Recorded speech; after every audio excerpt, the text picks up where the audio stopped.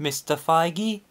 I don't feel so good. So despite the mostly negative reception towards the Venom solo movie, the film is still going pretty strong at the box office. So much so to the point where Sony are all the more keen in making their own Spider-Man shared universe, by moving forward with the Morbius film as well as trying to incorporate Spider-Man into their own Kraven the Hunter movie. And all of this begs the question revolving around Spider-Man's future in the MCU. Because by the time Spider-Man Far From Home gets released, Sony can either extend the contract between themselves and Marvel Studios, or they can just completely cut all ties and continue with their own shared universe. And I have seen several videos about this subject and how everyone believes that Spider-Man will in fact be removed from the MCU by Sony. And based on all of the evidence I've seen, it all seems legitimate. Although I do want to take a slightly different angle in this subject and explain on as to why it would be within Sony's best interest in keeping Spider-Man in the MCU and extend the contract. And again, I'm not here to debunk the rumours because that could very well happen. However, in this video I want to play the devil's advocate here and focus on the other possibility at hand. And I know that Sony won't really gain much by keeping Spider-Man around in the MCU, at least in terms of profit. However, if they do extend the contract with Marvel Studios, then that could keep them in a positive light. Because before the deal happened, everyone was incredibly vocal on how much they hated Sony.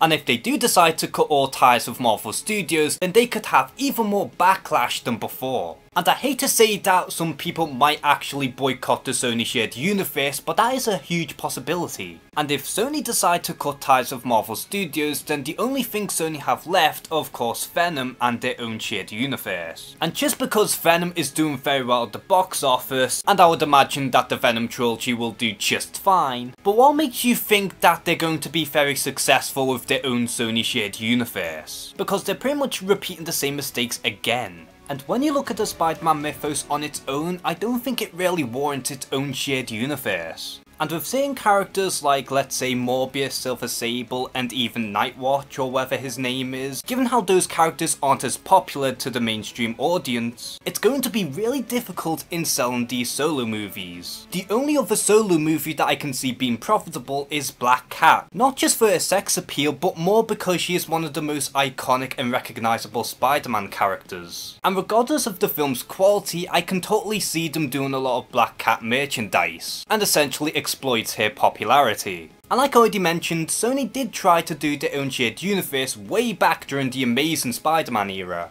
And that franchise died in its tracks before it could even make a third film. And if Sony are doing the exact same mistake twice, then I highly doubt that Marvel are going to come back and save them once again, unless of course they're going to buy the full rights to Spider-Man. But given how greedy Sony really are, that is pretty much wishful thinking on my part. Now this next part is a huge speculation on my part, so please bear with me on this one. Now let's just say for the sake of argument in that Sony do cut all ties with Marvel Studios and they don't extend the contract. Remember last month where it was revealed in that Marvel Studios are making their own limited series for the Disney streaming service? And how they're going to be big budget and will be set in the MCU? One of the rumoured characters was of course Spider-Man, and that to me is very interesting. And why this is interesting to me is that when you look at the whole deal, Sony only have the film rights to Spider-Man, but when it comes down to TV shows and video games for example, Marvel still have the final say with Spider-Man. So what if this is going to be a loophole for Marvel Studios in that if they can't do any more Spider-Man films, they can instead do their own limited series based on Spider-Man in the MCU,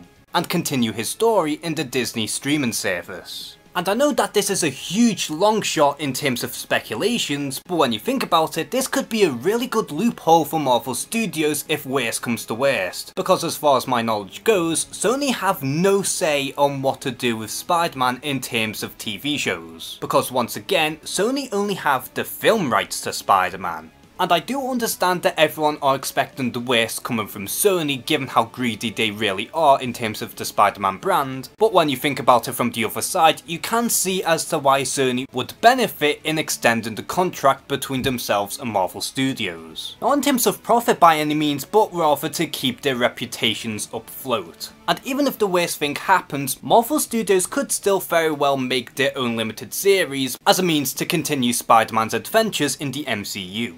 And once again, we have no idea on what's going to happen with their contract, because at this point this could go either way. However, I, alongside many others, would rather have Spider-Man in the MCU for as long as possible. But at this point, it's going to take a long time before we actually find out what's going to happen between Marvel Studios and Sony. And the ultimate fate of Spider-Man's future in the MCU is still an uncertainty. So what do you think is going to go down between Marvel Studios and Sony? Do you believe that they are going to in fact extend the contract, or do you believe that Sony are going to cut all ties with Marvel Studios? And also, do you wish that Spider-Man would remain in the MCU?